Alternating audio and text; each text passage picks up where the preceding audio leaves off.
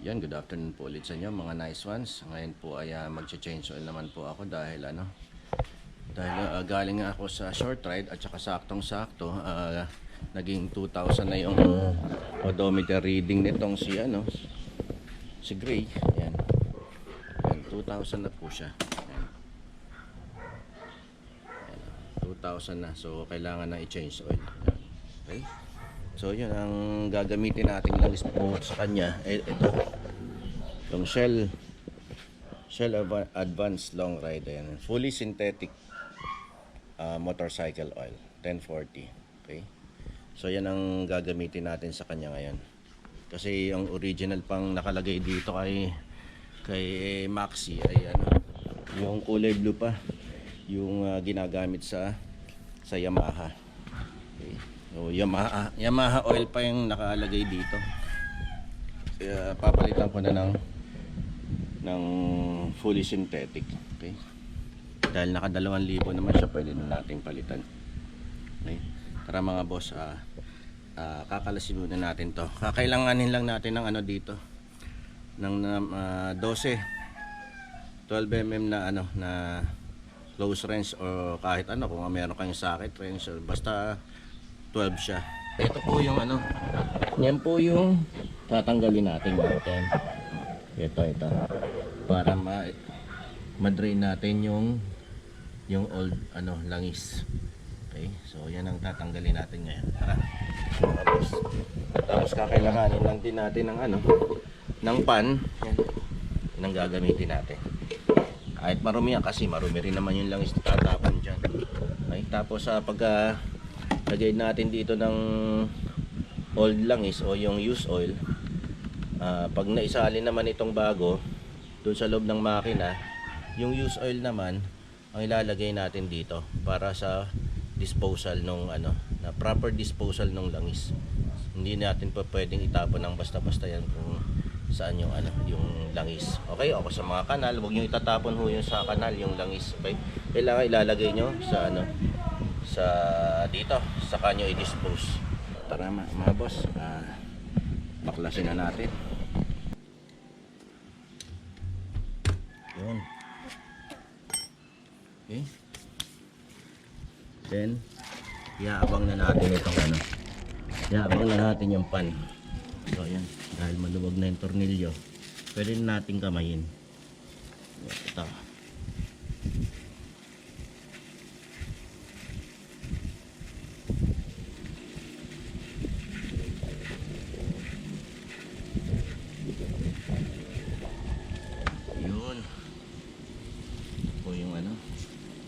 Yung nut niya. Okay.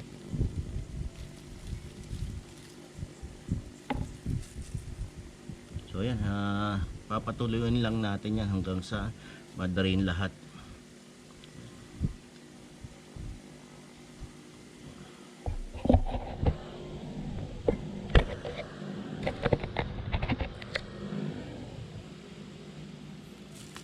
Tapos buksan natin yung inlet dun sa kabila.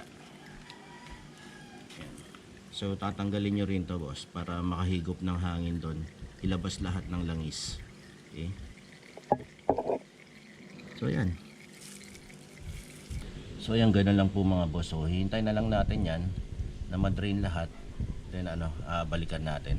Alright, 2,000 years later. so yun na mga boss, tapos na, wala na siyang tumutulong wala nang tumutulong langis. So ayan, babalik na natin itong bolt na to at saka itong nut. Okay, punasan muna natin to.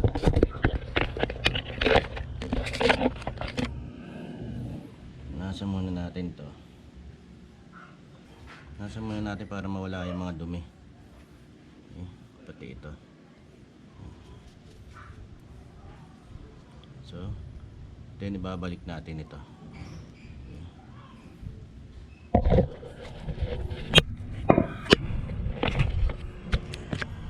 Then punasan din muna natin ito ulit. Ito, punasan muna natin dito. Ayan. Para malinis yung surface ng nung pagkakabit ng nut. Okay? Then saka natin ibabalik ngayon.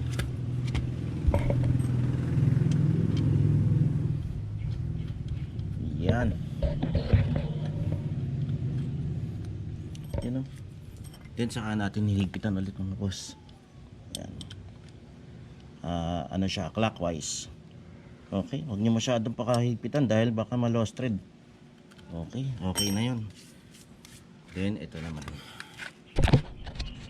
Ito naman ang lilinisan natin.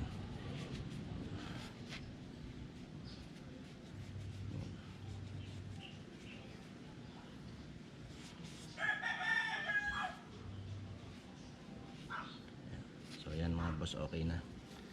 Then dito na tayo sa kabila ngayon.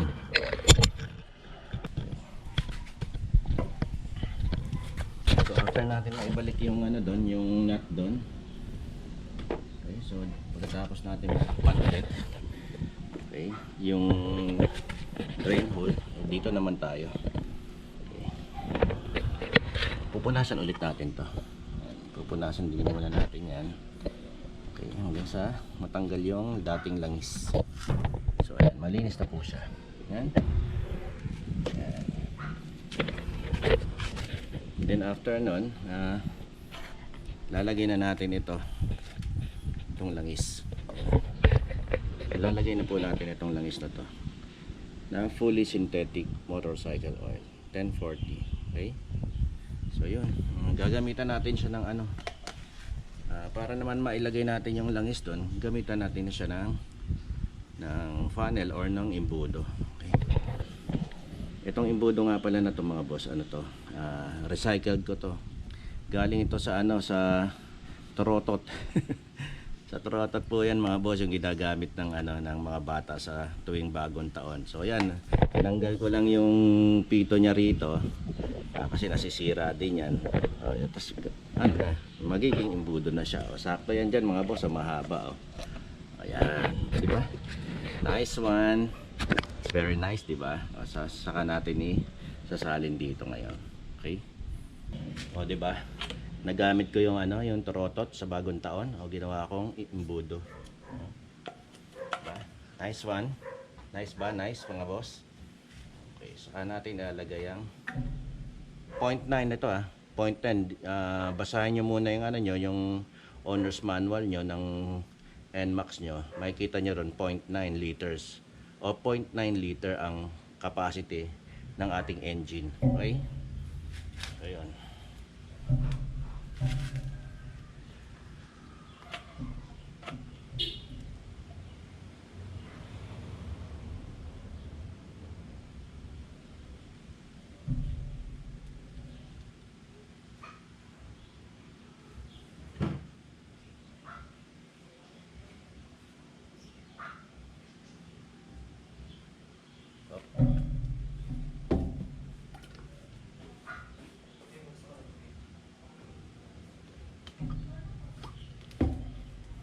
So yan, after natin na sa tingin nyo na 0.9 na yan, dahil meron pang natitirang konti dito, susukatin natin dun sa dipstick. Susukatin muna natin ang dipstick. Yan, ito.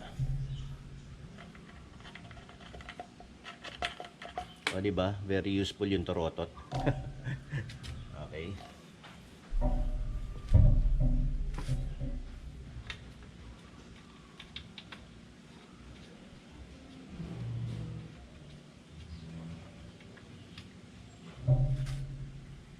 Tapos check na yan grabe, linis na linis halos wala kang makitang dumi. Ngayon paandarin naman natin yung makina para mag-circulate, tapos gagamitan ulit natin ito ng dipstick kung hanggang saan siya. Okay.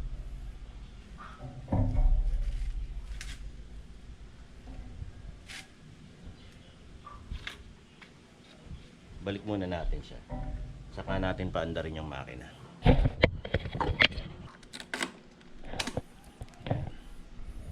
Yan 2036 na siya. Okay. Then yung side stand. Okay.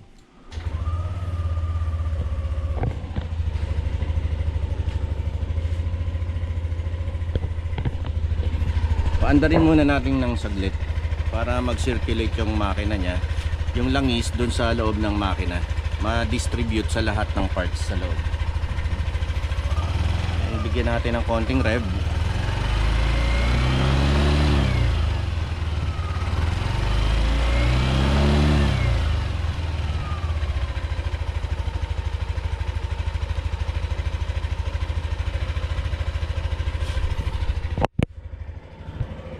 Bigyan natin ng konting rev.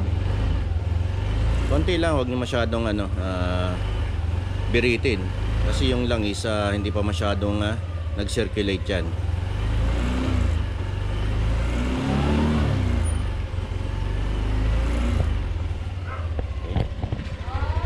Siguro kahit 1 minuto.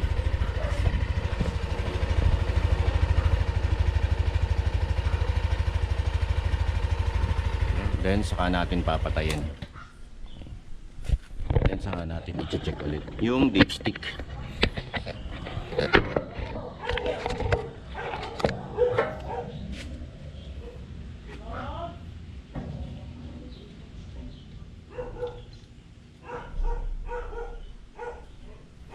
Punasan nyo ulit. Then saka nyo i-dip ulit.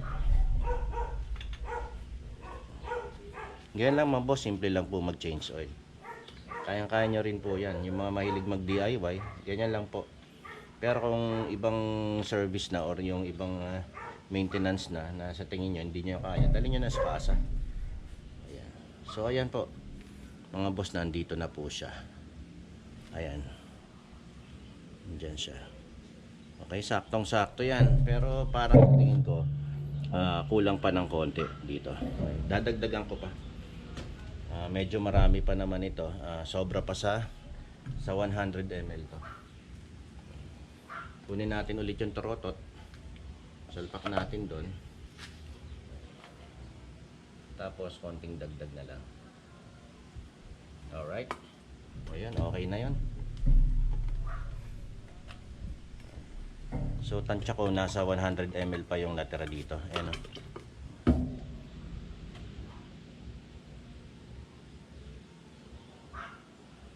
Hindi naman masama yung sumobra ng konti. Wag lang yung masyadong sobra talaga. Kasi may natira pa naman dito.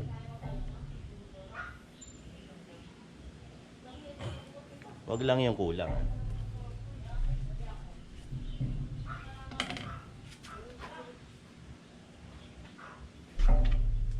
Then salpak na natin yung dipstick ulit. Check natin kung hanggang saan na siya.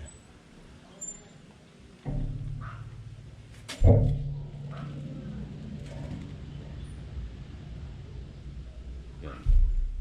So ayan mga boss, hanggang dito na siya. Konting-konti lang naman yan idagdag. Ayan.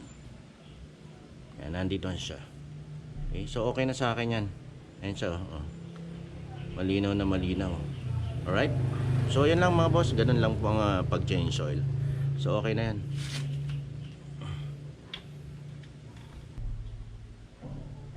Okay. So ayan, mga boss, okay na yan. That's it. Ganun lang po ang pag-change oil ng ating NMAX. Okay. Then yung natira itabi natin. Tuwing every change oil may matitira kayong 100 ml. So sa siyam niya na change oil nyo, makakabuo ulit kayo ng pang change oil na isa. Okay, ganun lang po yun. Okay, sige po, maraming salamat po ulit sa inyo mga boss. Have a nice one.